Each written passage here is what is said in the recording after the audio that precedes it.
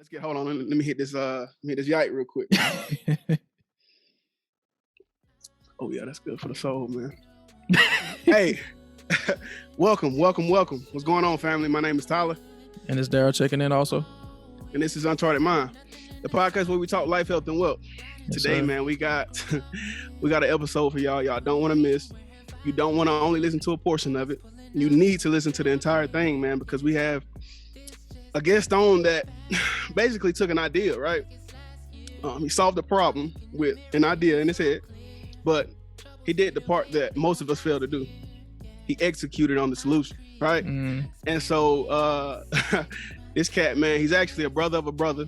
Shout out to my brother V, aka Josue, aka Josh, aka Jim Davis. Damn, that man, my dude got a lot of AKAs, man. Now I think about it. But shout out to you, my guy, man. Love you. But yeah, man, he introduced us, man. Definitely. He introduced us, man, and I'm glad he did, man, because you know, this brother, man, he had something special for us, man. So with no further hesitation, we're gonna get right into the episode, man. Yes, sir. We're gonna introduce to y'all Robin. Hey, what's going on, man? Hey, what's going on, brother? Man? Hey, I appreciate you for stopping by, checking in with us, and telling your story. Of course, anytime. Yes, sir. Definitely. I just want to say thank you for your time, man. We really appreciate it because it's going to be a vital episode for us, man, personally, and also for our audience, man. So, time for us. Yeah. So we'll jump in, man. We'll let you introduce yourself. You know, give us we already got your name, but you can reintroduce yourself or whatever you like to go by. You know, where you're from, where'd you go to school, and what did you take up in school? Yeah. So again, as mentioned, my name is Robin Villa. I grew up in the Bronx. My family's from Dominican Republic, but you know, we moved over here, so born and raised over here, basically. So okay. I went to John Jay College to study criminal justice, funny enough, and deviated completely from that, and and ended Don't up. We all usually how it is. Yeah. Yep. So ended up doing something else. So that's kind of the short story about me, quick. Okay. All right. So right out of college, right? You said, did you graduate or no? Yeah, I graduated with a bachelor's of arts in criminal justice. Yeah. Okay, so what was your first job? Like, what job did you have directly after college? So right after college, I actually had a part-time job. I was working at Aldo Shoes since I was 17. So my first job initially was I got in summer 2007. At the age of 17, I started working at Dr. J's. It's a sneaker and clothing store for like 2 months. For like 2 months. And followed by, then I got a job at Aldo right next door, basically, on 34th Street, Herald Square in New York City. Okay. Yeah. From the Big Apple. Okay. Let's see, man. So what job do you hold today, you know, currently? So currently I was doing retail. I was doing leadership at Verizon. I was let go from that job back in February, forced out in a way, not voluntarily. So right now I'm currently just doing my entrepreneurship, self-employed at the moment. That's really it. Okay. So how long were you working for Verizon? 10 years. 10 years, and they let you go? Yeah, they let me go. They cut me loose. So, but you know, you got to look in the bright side. Things always happen for a reason. So that's a fact, man. You say you were a regional manager? No, I was a general manager. Oh, yeah, general manager. I was in leadership. Yeah, leadership. General manager for a location in Harlem. Let's talk about that real quick, right? 10 years. That means you had, you know, some type of seniority as far as like, as far as rank and pay, right? So, on your 10th year, would you mind speaking on, you know, what your salary was around that time? So at my 10th year, between my 8th and 10th year, I was already breaking the low six figures. I just broke the low six figures at Verizon as a general manager. Yeah. At Verizon, that's crazy. Yeah. Okay. It was good.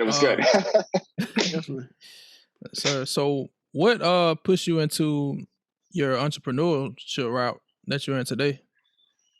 So I've always been a hands-on kind of person and DIY kind of person. So even as a young kid, I was always tinkering with things, taking things apart, and just building things basically. So when it comes to this, I just living in the city, having a car in the city, a nice car at that isn't easy in the city, especially with people parallel parking, hitting your car, just as a guy into cars, you want your car to be fresh, looking good all the time, and Definitely. that doesn't always happen in the Bronx, So my idea kind of stemmed from that. Okay, so for people that don't know, right? Because I'm not from the city. Yeah. Neither one of us are from the city, so we're not familiar with those problems, right? So basically, you're saying like people would come, park any kinds of ways, realize they may have hitting your vehicle, and instead of letting you know, they would just kind of flee and just be whatever, right? Leave you with the damages. Or just stay there right there and nobody would know. There's no really cameras or anything like that. So you just come out, your car scratched, and it's like, damn, what do I do? I mean, there's not much you can do. But usually, people usually leave and just your car scratched, your bumper scratched, and anybody, if you ever paid for a paint job, a bumper is $300 to $500, and that's a lot of money just for a small little scratch or anything like that. Man, the Big Apple doing it like that? That's crazy. Okay. All right, so that leads into my next question, right? You clearly realized this was a problem a long time ago, right? Like, but when did you realize you wanted to, it was something you wanted to solve? So actually, looking at the pictures, I went over some of the pictures to see when I designed it first. I think I can narrow it down to around 2015. So I started with my first prototype in 2015. Not even thinking about selling it, not thinking about making money out of it, just strictly just for myself. Okay. And to slow us down just a sec, I think we may have gotten a little bit ahead of ourselves. What's the product that you actually offer? You understand that you create? Because like we kind of been talking around it, but we haven't addressed what it is. Yeah. I was about to ask that too. So yeah, I'm glad you did. Yeah. So I make accessories that protect your bumper. So they're called bumper guards, bumper protectors. Okay. That's the general name of it. Obviously, some people have changed the name of it to make it their own, such as myself. My brand is called BumperSafe. Okay. So it's just bumper guards. It's usually made out of some kind of rubber material that goes in the front or the back and just covers your bumper to protect it from anybody trying to, low speed impacts, mainly parking, obviously not for a full-blown accident. So yeah. Okay. So look, you sent me the pictures of the, I believe, first, second, and I guess your current models. Yeah. Of the design or whatever. And we definitely got to display that in the video somehow. So the people on YouTube and whoever else can see it. But okay, so how did you actually like? Because listen, man, a lot of people think of things, but pulling it out your head and actually making it an object, bro, come on, man. I got to give you a little bit of credit for that because that's hard, man. You know what I mean? Yeah. It's hard. And so like, I guess, where did you get the idea design from? And how did you like start on like, I guess, creating that product? Basically from your thought of what the need into actually making a physical product. You know what I'm saying? I think that's a sticking point for a lot of us. Cause I can say that, I've come up with plenty of ideas that I thought, make good, fixes for everyday problems, but I never had the capacity to think about it and bring it into fruition. You know what I'm saying? So give us that process. Do you and let us know if you have a background in like, creative arts or something crazy like that, man. Like, because I want to know, man, like, how did you come up with that? So I don't have any background in creative arts. Like I said before, it's just, I'm a DIY kind of person. I'm okay with like working with my hands and tools and all that stuff. So the benefit of my product before I even get into how I started is just that it was a product that I could make from over the counter accessories basically. So I sourced everything separately, and obviously and was able to purchase that. So that's a little bit down the line. But the thought came from my car being damaged. So I had a 2007 at the time Infiniti G35 Sport. It was nice, shiny black and everything, and then somebody just hit my bumper the first day I got it. So I'm like, wow, this is incredible. That's crazy. So you already have white marks on the bumper. So I'm like, you know what? So I was like, let me buy a bumper guard. So I went on Amazon and bought one of the bumper guards that are selling, that are one of my competitors now, basically. And bought one of them and put it on my bumper and, rocked with it for a little while, maybe like 6 months to a year. And I saw that it wasn't really a fix for me. It's still, my right side got hit now. So I'm like, okay, so it's not really doing much for me. So there has to be something that I can find. So I Googled everything. I'm like, bumper guard that protects your corners, that your entire bumper and all that stuff. And I couldn't find anything. And that's where the idea came from. Like, you know what, let me what is this thing made out of? Let me just buy some. I bought a rubber mat on Amazon and some bungee cords, and I'm like, let me try to create something. So I just jerry rigged this mat with bungee cords and some metal eye rings. I forgot the name of it exactly, and just created it out of that. Just made some holes on the mat, put in the bungee cords, hooked them on, and just hooked them to the bumper, and that was my first product. Basically, that's it. Hey, let's not downplay that, man. You said jerry rig. Let's use the correct term, right? You invented something, right? Like you took something that was. And I thought you were finna go another way with that, boy. But okay. Nah. You invented something though, bro. Let's not downplay what you did. Because you saw a product, right? You saw that it fulfilled a need, but it didn't fully fulfill the need that you needed it for, right? Yeah. So, I think through situations like that comes the great, the great invention. So you did that. Let's not downplay, what you did by calling it jerry rigging and all this other craziness, right? Like it takes a lot of ingenuity, you know what I'm saying, to even put that stuff. I never would have thought about it, you know what I'm saying? So exactly. Yeah. Man, that's smart. Yes, sir. Yeah. So appreciate that. Okay. How did you? Okay, so you found a solution to your problem.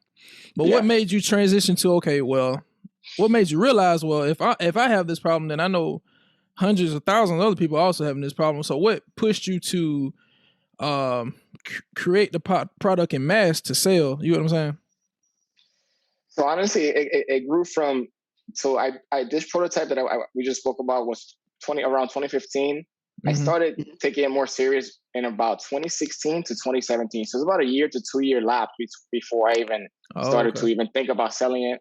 And mainly that's because having a full-time job, and during that time, I just entered leadership. So I was working 50, 60 hours a week. So I didn't really have much time to put into anything else. So that kind of gets in the way of kind of your creativity or any side hustle. Tell me about it. Definitely. Tell me about it. Hey. Yeah. So that kind of got all about that.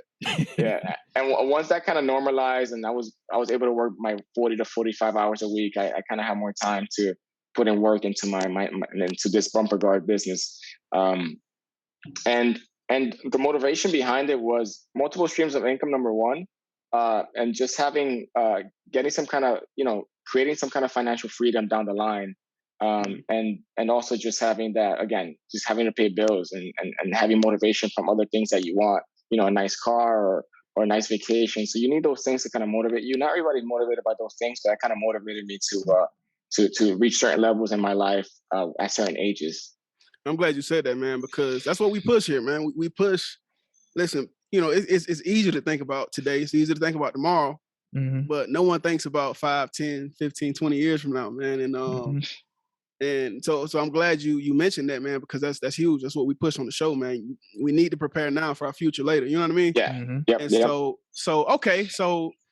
you realize it was an issue. All right. You realize other people could be going through the same issue, the same problem. Yeah. All right. So when did you start to sell the product, and where did you sell the product at first? So I saw, funny enough, when I was looking for the pictures through my email, I saw my first listing on eBay. So I started from eBay. That's where I started. So it was August 2016, that first prototype that I sent you. I would say that's the second. The first one I couldn't find, the one I told you guys about. That's the second official. I would say that's the first prototype into the selling game where I wanted to sell. So we'll start with that. So August 2016 was when I listed it on eBay, and it didn't sell at all. It was just a complete flop. It was like nobody looked at it. Probably got like four views within like 6 months. I'm like, damn, this thing, and that's when you have to kind of detach yourself from your own creation and say, like, you got to be honest with them. Like, does it suck or is it good? You can't fall in love with your creations, because you have to make sure that it fulfills the needs for other people, not just yourself. Got you. Okay. Yeah. So that pushed you to realize that you maybe needed to modify it. Okay. So was it the first modification that started to drive sales, or what change that did you make, to really get people to recognize, that it was a valuable product? You know what I'm saying?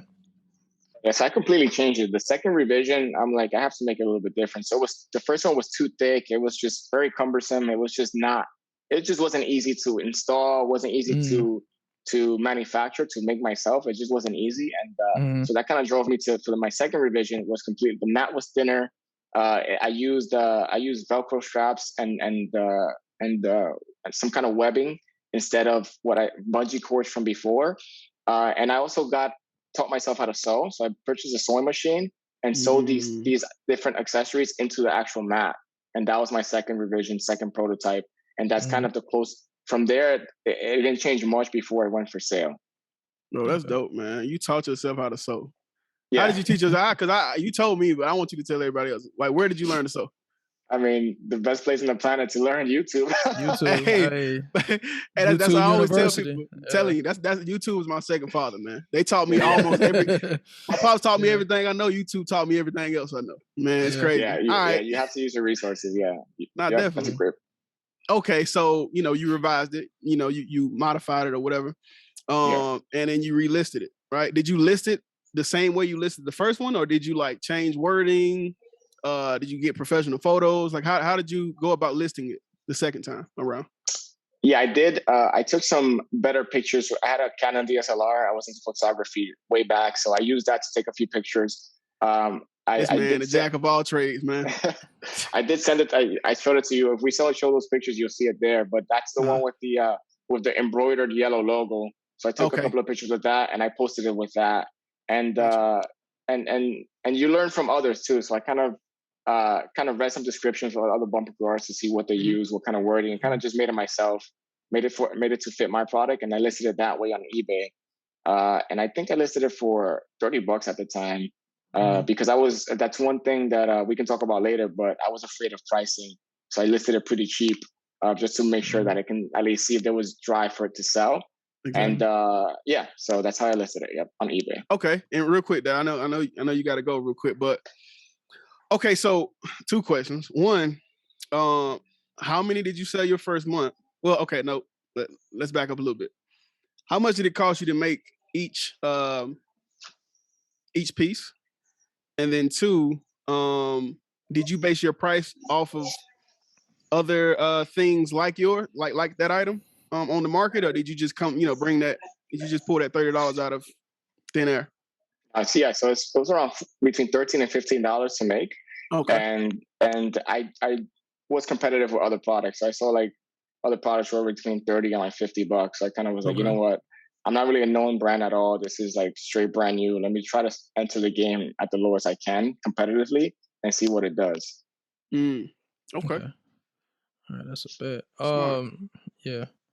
So let's see. So when did you really start to see like the significant gains in sales? You get what I'm saying? Like, at what point? Maybe give us a time frame on that. When your sales jumped up. So you realized that it was lucrative. Yeah, go ahead. My fault. So you're good. It was 2017. So August 2016, I posted the first prototype. Didn't sell at all. Kind of lost a little bit of motivation between that. So coming 2017, I created this new product, the second revision. Posted it on eBay. I sold around 25 to 30 within 2 to 3 weeks. So I was like, wow, there's people want this. There's a market for it. So from there, I was like straight from there, I went like, I got to find a manufacturer for this, because I cannot make, thousands of these at my house. I mean, I know how to sew and all that stuff, but it's going to take it was hard for you to keep up with the demand, basically, once it started rolling, huh? Well, I honestly, once I sold 30, I didn't even think about making any more because I'm like, I'm not going to try to make more. I think you know what? Let me backtrack. I may have made around 20 to 30 more. And I saw that was just kept on selling. So from there, I was like, I have to find somebody because I don't have the time to keep on making, enough for the demand that I had. Okay. I got you. Yeah.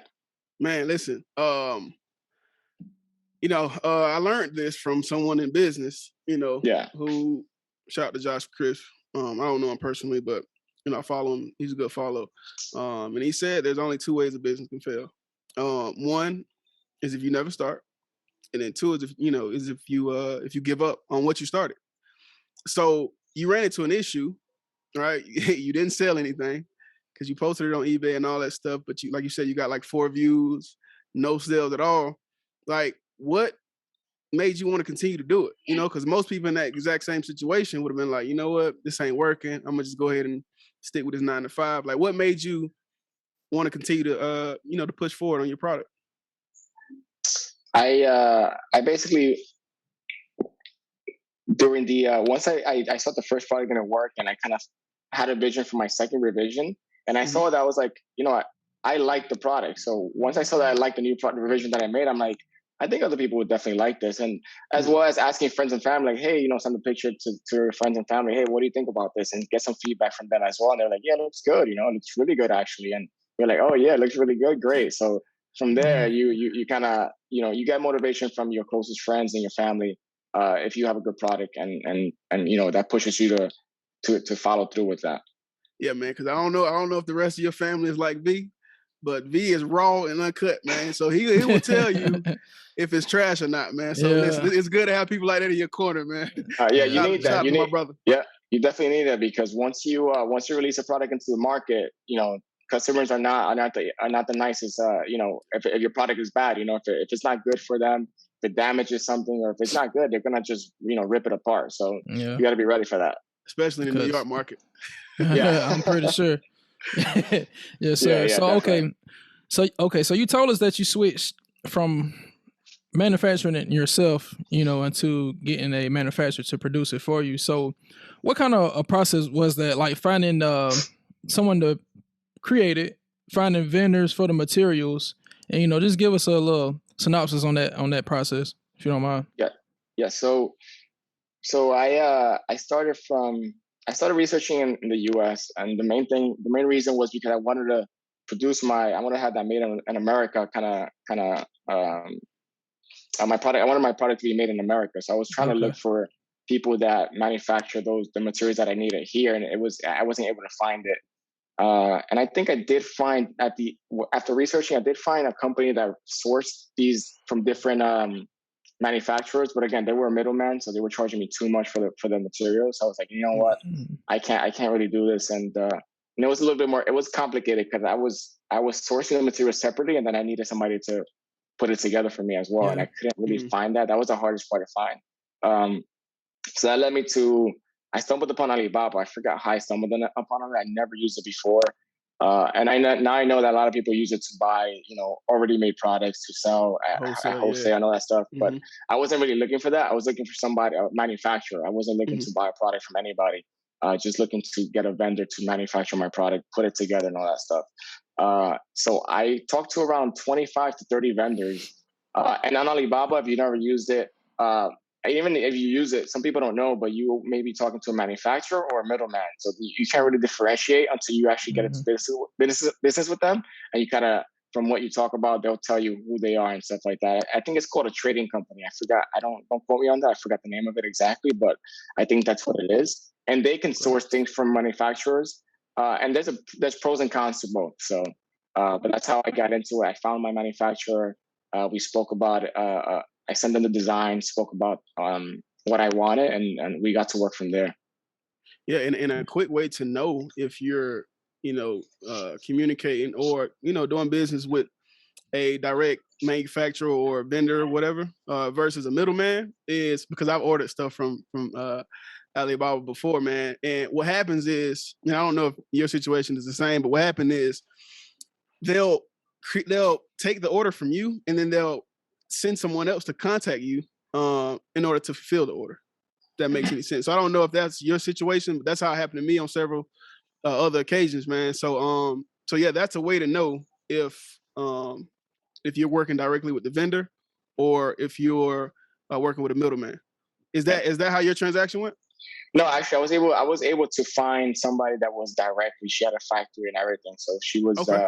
She sent me pictures of everything, which was awesome. And I went from there, and we've had a relationship, since 2017, 2018, around there now. So. Okay, how though? I really want to know, like, how did you find her? Because it's China or wherever, Thailand, whatever it is, like, language barriers and all this stuff. How did you find that direct ship or that direct vendor?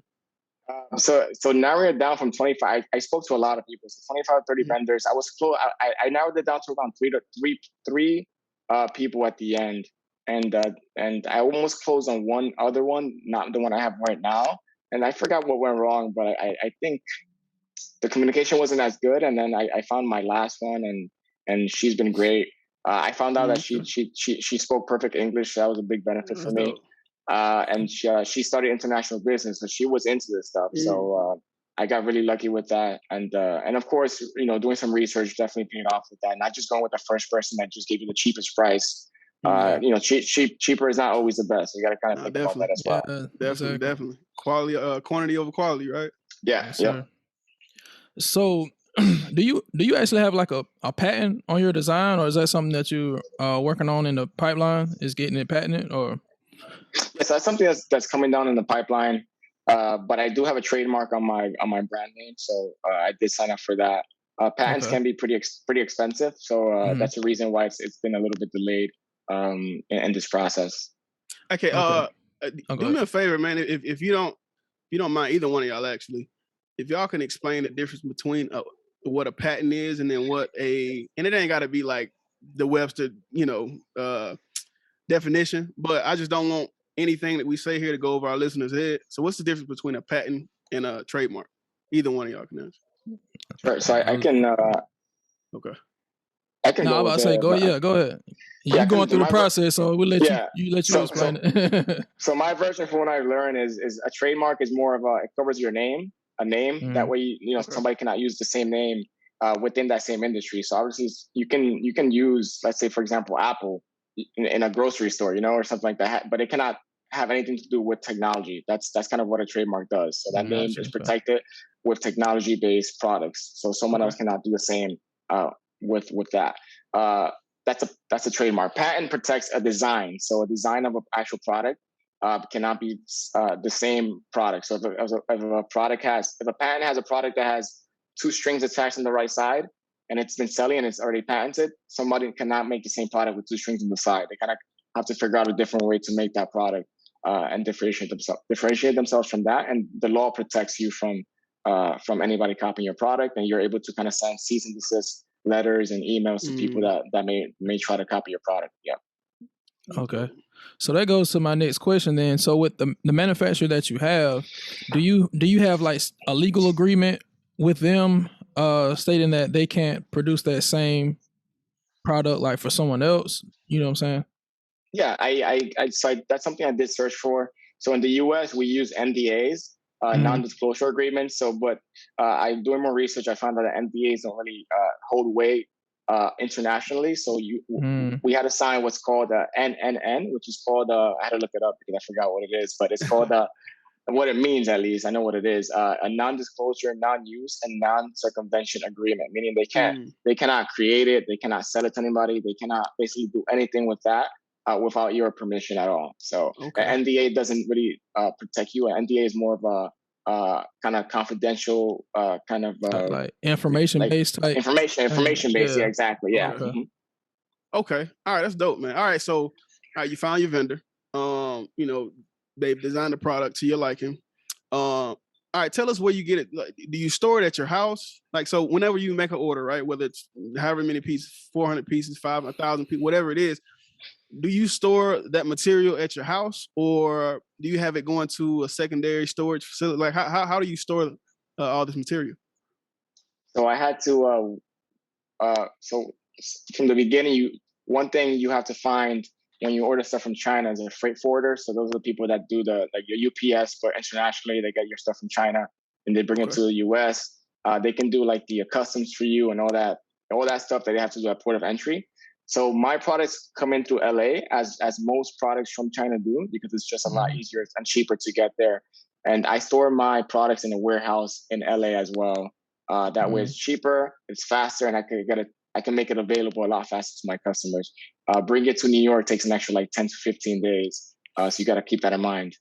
That's crazy. And I'm assuming that's probably anywhere on the East Coast. Anywhere on the East Coast, exactly. And I mean, anywhere that has a port, because not every state, at least not every city has a port. I'm pretty sure every state has a port. Unquote, I don't know 100%, but any major port for the most part. Okay. So what kind of process is that, or what systems do you have in place once the product gets to LA to ship to? I'm assuming majority of your customer base is in New York, maybe, or larger metropolitan areas where it's dense. So yeah. how does that work as far as, how does your order ship from LA to your customer? You know what I'm saying? So I sell mainly through Amazon, my website, and eBay. eBay is probably my least popular, but Amazon is the most popular for me. It brings so many, millions of customers every day. So my freight forwarder, they have their own warehouse, so it ships to their warehouse. They handle all that for me. They send me an inspection of my products, make sure everything's okay. They inventory it in, and then I can make orders through their website, and they ship it for me to an Amazon warehouse. Okay. And once it arrives at an Amazon warehouse, Amazon distributes it all over their network within the U.S. Wherever is most popular, they'll ship it to a warehouse near those areas. That way, they can fulfill that Prime 1-day shipping, same-day shipping, and that 2-day shipping. Yeah. Okay. So are you a what is it called? Fulfillment by FBA? Are you considered an FBA? Yeah, FBA. Which is a fulfillment by Amazon, which means Amazon's just, for those of you who don't know, FBA is fulfillment by Amazon, and it means that, a merchant or someone like yourself purchases a product from wherever, and you use Amazon to, advertise that product on their site. Like you said, millions of people are on that site daily. I would say probably by the minute. Yeah. But yeah, you use Amazon to advertise their product, list it on their site, and then actually use their website, or not their website, I'm sorry, their warehouse to ship it out to the customers. Yeah. All right. So okay. All right. Cool. So well, with that, I'm just getting a clear understanding. So it's like you're getting a double-edged package with, like, as far as marketing and with distribution through Amazon, basically, right? Because they're marketing it for you on the site, and they're distributing it to the different warehouses and fulfilling the orders. So Amazon allows you to list it. They don't market; they charge for marketing, but you can pay marketing pay-per-click, and that's for digital marketing. And you have to get familiar with those things in order to reach more customers, especially when you have a brand new product. Their marketing works by bids. So the higher your bid per click is, the higher chance you will be on the first page, second page, whatever the case may be. Whatever your goal is, that's what you kind of gauge it and pay whatever you can afford, obviously, because it can get expensive when you have millions of customers per minute. Imagine 10,000 customers click on your advertisement, and your bid is $1 per click. That's $10,000 that's Amazon's going to charge you. So you got to kind of keep that in mind, and just make sure you're doing the best you can to gauge your marketing and your budget, of course. Makes sense, man. That makes sense. Okay. Yeah. And real quick before I get back to you, Amazon, they charge a percentage, right, for being a part of their FBA program? So different categories have different percentages. I think the automotive is between 12 and 13%. I think it's 12.9% if I haven't checked it in a while, but it's around 12.9%. Yeah. That's amazing. Yeah. That's crazy. Okay. Yeah. Go ahead, bro. Okay, so seeing that the success that you're having now, but looking back, what do you wish you would have known, before you started, with your journey? So one thing that I still struggle with, and I wish I would have known even more back then, is social media and just using social media as a marketing tool to reach customers. That's still something I'm still, gauging now and trying to learn. I haven't fully embraced it, and I know there's a huge opportunity behind it. So that's something that's in the pipeline, and I'm learning right now as I go to get better at social media and social media marketing. Okay, and that's smart, man. Learning as well, yeah. Social media, man. I don't like social media, but you can't deny the power of it, because it's like exactly, yeah. Once you get something that hit, then it'll take off by itself, basically. You know what I'm saying? It's like a faster way of word of mouth, I feel like, versus how it used to be back in the day. Yeah. Oh yeah, yeah. Yeah, I agree. Definitely, man. Definitely, man. It's like the car, the vehicle versus the horse, man. Like you got to use what's going to give you that better reach, man. All right, so let's back up just a little bit, though, right? So okay, you have the bumper protector. Do you have any other products that you sell? Yeah, so right now I have two products: the BumperSafe bumper guard that covers corner to corner, and I have my BumperSafe Mini that kind of covers the middle. Similar to other competitors, I see there's a market for it, so I kind of came up with that one as well. And this fall, I'm releasing a third product. It's going to be called BumperSafe Adhere, and it kind of sticks to your bumper I've seen there's a market for that as well. So that's where I'm working on that as we speak now, and creating the listing, and hopefully it gets to the Amazon warehouse as soon as possible, and start selling, I think, November 1st possibly. So man, that's dope, man. That's dope. Yeah. That's dope. Okay, I love it. Okay, all right. So we talked about how, but you know, the people came here to hear the numbers, man. I was waiting for you to drop it. Let's be honest, man. Listen, you was taking time. Hey, you usually get to that money quick, boy. I know, man. I usually do, but I wanted the people to gather all the information before we got to it, man. So let's get to what the people want to know, and let's talk numbers, man. Let's talk numbers real quick. All right. So listen, your first go around, right? You say you sold about 30, and then you sold an additional like 20 that you say you had on hand, right? Yeah. So let's talk about price points for that. You sold it at about, you said $30 per piece, and you sold 30 within a matter of 2 weeks. Okay, 30 and 30. It's what? It's $900, I believe, right? $900, right? Yeah. Okay, anyway, you got it. Okay, so you made $900 just off a whim, right? Yeah. So then, fast forward a little bit, found a manufacturer. How many pieces did you order the first time you placed an order from your manufacturer? 1,000. 1,000 pieces. Yeah. Okay, so how much? I get excited about numbers. Now we talk numbers, I get excited. How much did you pay per piece from the manufacturer?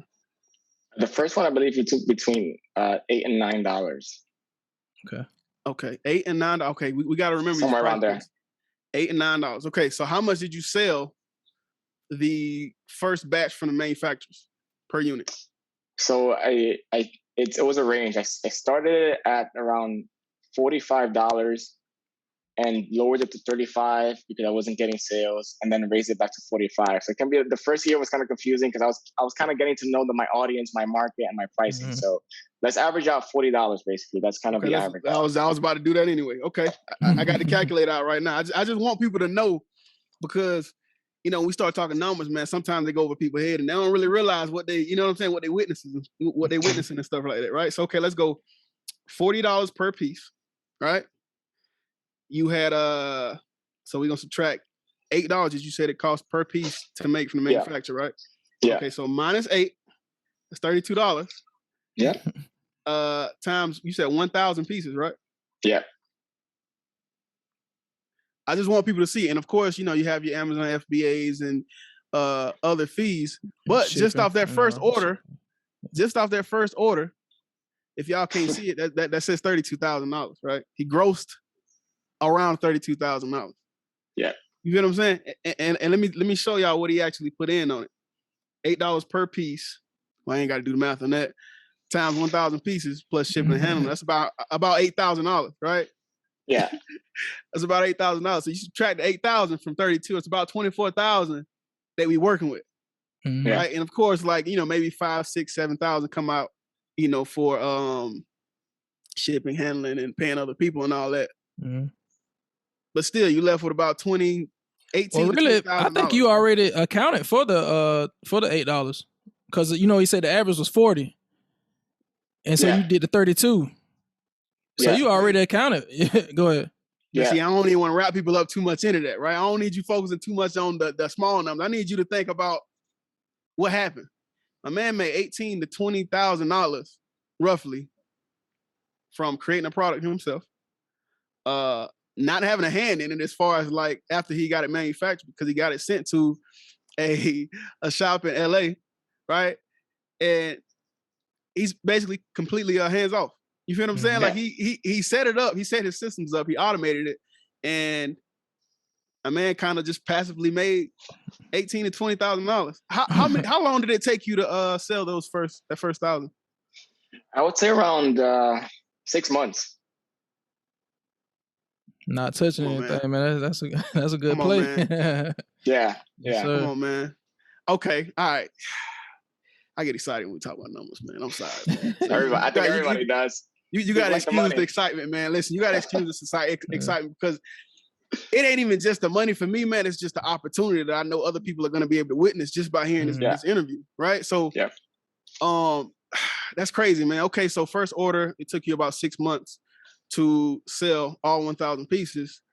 What has been your biggest order so far? Is it still around 1,000? Do you keep it around 1,000, or have you start to order? My manufacturer, we made a good relationship. So they allow me to order 1,000. So that's something you have to kind of discuss with your manufacturer. Some of them will not allow you to order less than a certain amount, but 1,000 is usually my order. It helps me with logistic wise, like warehouse costs and all that stuff. So you got to kind of think about all those things. All that, man. But still, even after all that, bro, like it's completely. Once you set it up, it's almost completely passive, man. Yeah, of course. I mean? So that's one thing you just can't beat. All right, so calendar year, right? Let's talk calendar years, right? From just in a full 12-month period since you've been doing this, what's the most you've made in that time frame? In a 12-month period. It was 2019, mid 2019 to about mid 2020. I would say 12 months between those 2 years. It was $125,000. Hey, come on. we gotta let that breathe a little bit, man. Yeah, definitely. All right, so because I want to backtrack a little bit just to let people know. Okay, look, you were at Verizon for 10 years, right? Yeah. On the 10th year, you say you cracked that 100, that 6K or that 6-figure income, right? Yeah. Okay. All right. Cool. So we all got time frames in mind, right? But you started this product. Basically, you created it in 2015 for yourself, somewhere around there. But you started to sell it around 2018, correct? Yeah. February 2018 was when I first posted. February 2018. Okay, so let's fast forward to 2020, which is, you said, from 19 to 20 was your highest grossing year. That's 2 years. And it took him 2 years to bring in 6 figures. I just don't want nothing to go over nobody's head. That's why I gotta go back over everything that we talk about.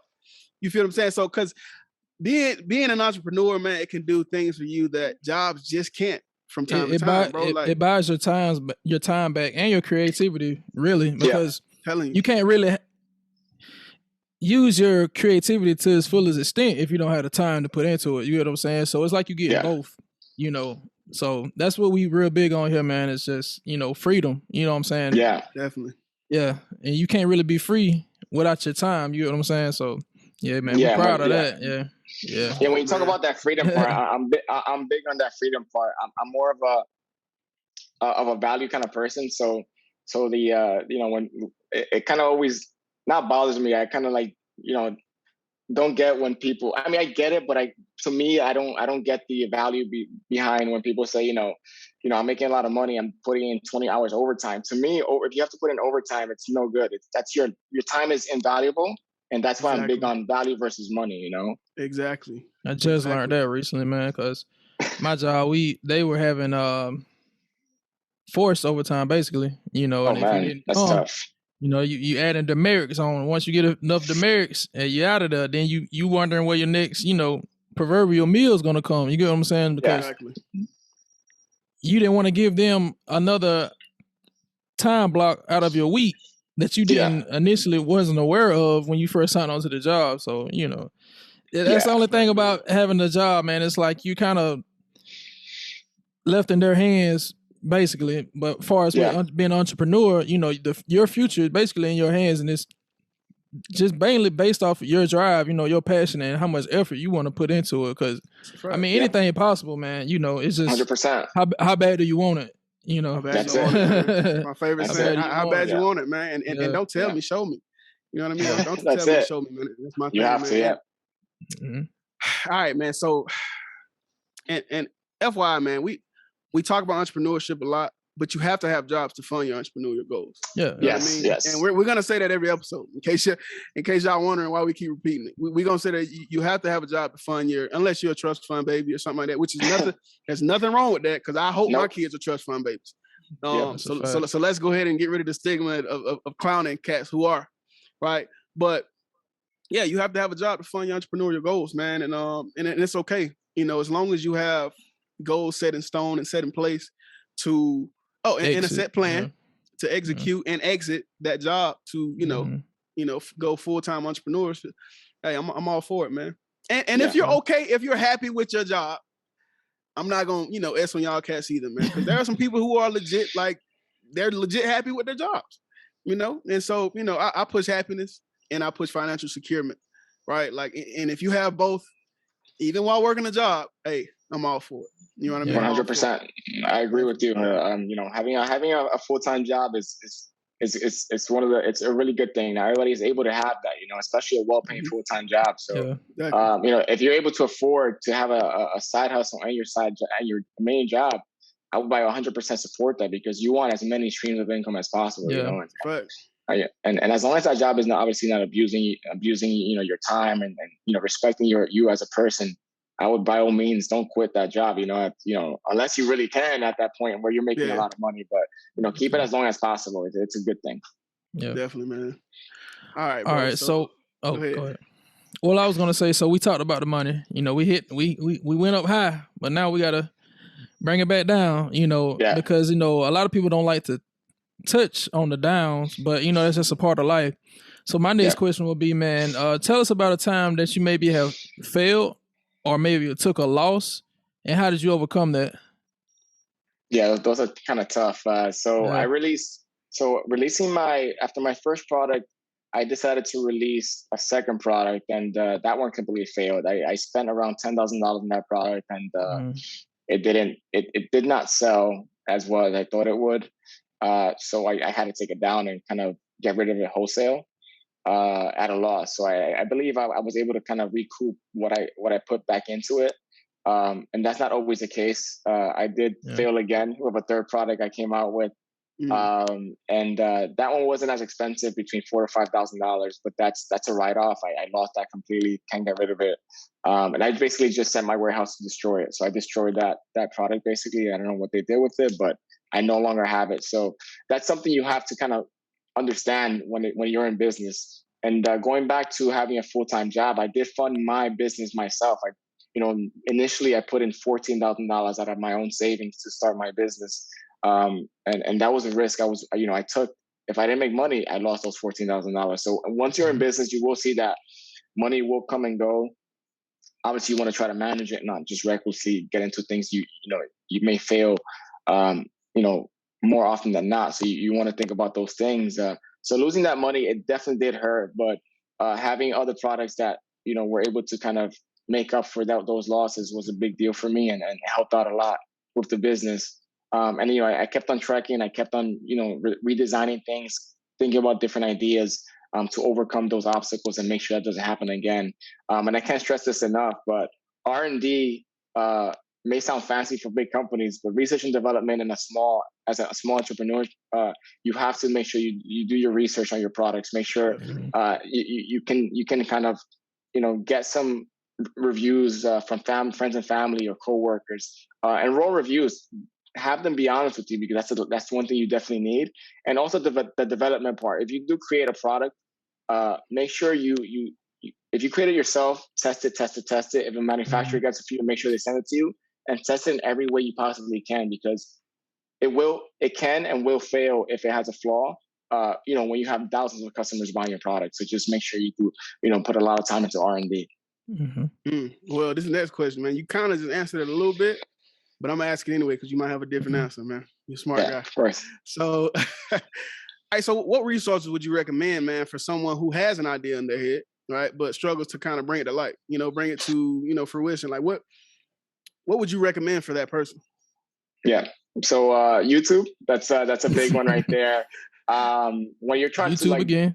YouTube again. When you're trying to learn certain things. So as I mentioned before, I taught myself to sew through YouTube.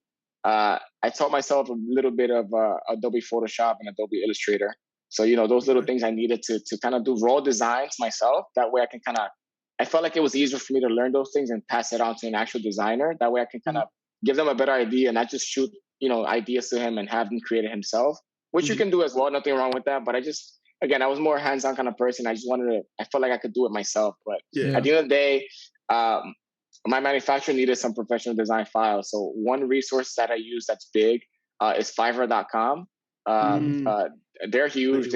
Those people can do anything for you. You can find almost anything on there. So if you need box art, instruction manuals, or just designs for your manufacturer, because your manufacturers do need specific designs in certain files for those machines to kind of make those products. So just keep that in mind. So those are kind of, and last but not least is Alibaba.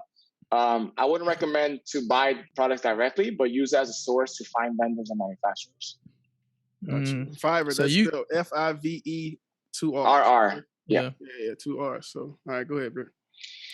Well, I was just gonna have a follow-up question with that about Alibaba. So you don't necessarily use, well, of course you don't, because you got a manufacturer now, but you use Alibaba to actually find the vendor, and you circumvent Alibaba just to get to the vendor. You know what I'm saying? Yeah, so once you build a relation outside of Alibaba. Yeah. Once you're done with Alibaba, you kind of get out of there, because again, Alibaba's a middleman between that, so they'll get a cut, and obviously your manufacturer's already working on low profit margins already, so you want to help them as much as they can help you. That way you create a good relationship. They see you care about them, they'll hook you up and care about you as well. So I took it out of Alibaba, and now we're just directly contacting each other. That's dope, man. That's dope. Okay, so man, you done been through a lot, man, these past couple of years, man. Like, you have another product that's dropping November 1st, but like, what's next after that, man? Like, do you have anything else planned? You have any new inventions that that we don't know about yet that you plan on dropping? Like, what's next? And are you going to stay in the automotive field, or do you plan on expanding? That's just a secondary question. Go ahead. Yeah. So next up is just continuing to do more. Just seeing what's out there, what other products I can come up with within that automotive protection industry right now. So just doing some research on that, and seeing what can sell, and coming up with new products.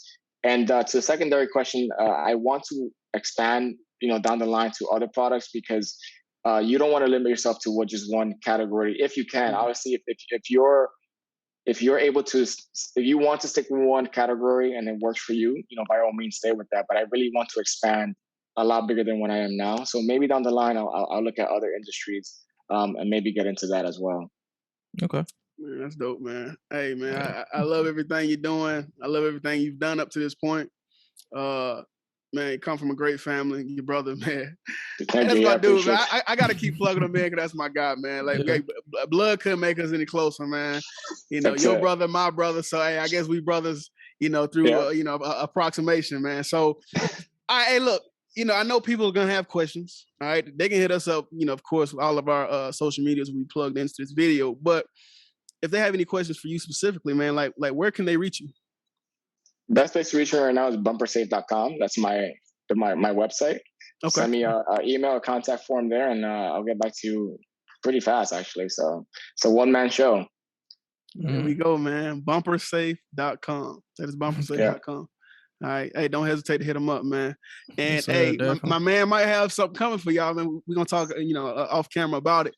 So hey, stay tuned, man, and keep an eye on this. Keep an eye on his site, man. He may potentially drop something on that. You never know. And order from him. Buy from him, man. Don't just hit him, bombard him with questions and stuff like that. Buy from him, especially if you need it, man. Like, if you live in the metro Atlanta, if you live in New York, in any metro city, or even if you don't, man, like, and you plan on still traveling a valuable to a city, product. Yeah, it's still valuable. Exactly. And you plan on traveling to a city like that, man. Shop with them, right? Like, we got to learn to support each other, man. Small businesses, man. We out here, man. You know what I mean? And we have to support each other, man. We have to support each other. So definitely shop with my guy. And I appreciate you for coming on, man. This is big for us. We all about knowledge, giving game to the community. And you definitely did that for us today, man. So appreciate you. Of course, man. Of course, guys. All right, man. Before we let you go, so there's something new we kind of implementing here on the show, because we're entrepreneurs, man. So we constantly, reinventing and trying to get better every episode, man. So of course, always. One of our big mantras here is life, health, and wealth. You know what I'm saying? This was a big wealth episode, but what we like to do is get your perspective on what that means to you as far as life, health, and wealth, and what's the top tiers of those areas you strive for? I would say I strive for life and freedom the most. Financial freedom is a big deal, and just being able to, I don't want to call it retire early, because having your own business such as this, a passive income, you're technically always retired, because you're sleeping, your money's being made automatically. It's almost automated, and it's not. That's a big bar. Mm-hmm. I discussed this with Tyler before, and it's the most I put into this business is 6 to 10 hours. And I would say closer to 6 hours per week, because when things are running smooth, smooth sailing, I probably only put 2 or 3 hours for the week, So that's something that I strive for. And just making sure I'm able to just have that freedom. Like I mentioned before, things happen for a reason. Being let go from Verizon gives you taste of that freedom, and seeing how it feels. And, I want to live this life forever, just being able to just, do whatever I want, whenever I want to, and have that freedom to work kind of remotely. And that's a big deal when it comes to e-commerce. All I need is a Wi-Fi connection and a laptop or a phone, and I can do anything I can from anywhere in the world, which is pretty awesome. So, if those things are things you strive for, it's a really big deal to be an entrepreneur, and get things done like this. So, life, that's really what I strive for. Okay. Man, well, there you have it, man. Listen, ladies and gentlemen, we can't end the show no better than my man's did, man. I mean, life is big. You want your freedom, right? So what are you going to do to achieve it, right? You got to put the work in, man. We have to put the work in. So again, thank you, brother, for coming on the show, dropping all the game that you dropped. And if there are no closing statements, right? I got a closing statement for you. Okay, what's up? What you got for us? Yeah, just a plug for the last question. I forgot to mention, the reason I chose life is once you're an entrepreneur and you make a successful product, the rest will follow. Wealth will follow you. You don't have to worry about that too much. And your health, of course, less stress. It's all included in there as well. So just keep that in mind. If you're struggling with ideas, I know this is said a lot, but don't try to reinvent the wheel.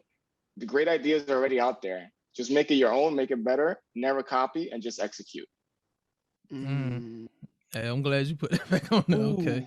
Big bar. We might have to put that at the front of the episode, bro. Thank you. Yeah. Well, that's what we'll do. We're gonna come in hot with that one. Yeah. They're gonna be like, hold on, I got. Let me turn. Gotta this tune up, in. Yeah. Hey, again, brother, I appreciate you. Definitely stay tuned, man. Stay locked in and hit the bell. If you're following us on YouTube, hit the bell, like us, subscribe, all that. Y'all know what y'all got to do on YouTube, man. And if you're listening to us via podcasting platforms, subscribe to us on there too, man. Like our page, like our content, and then hit the notification button. I can't remember what it is because it's different on either, on each platform. But just make sure you're notified once we drop our episodes, man. And listen, we got some stuff cooking. We got some people scheduled that's gonna bring some real game, and it's gonna change some lives, man. So that's what we strive to do. We trying to change the narrative, trying to change lives, and we're trying to add value to people, man. So stay locked in with us, man. I'm Tyler. And it's been Daryl. And this is Uncharted. Let's get it. Signing off.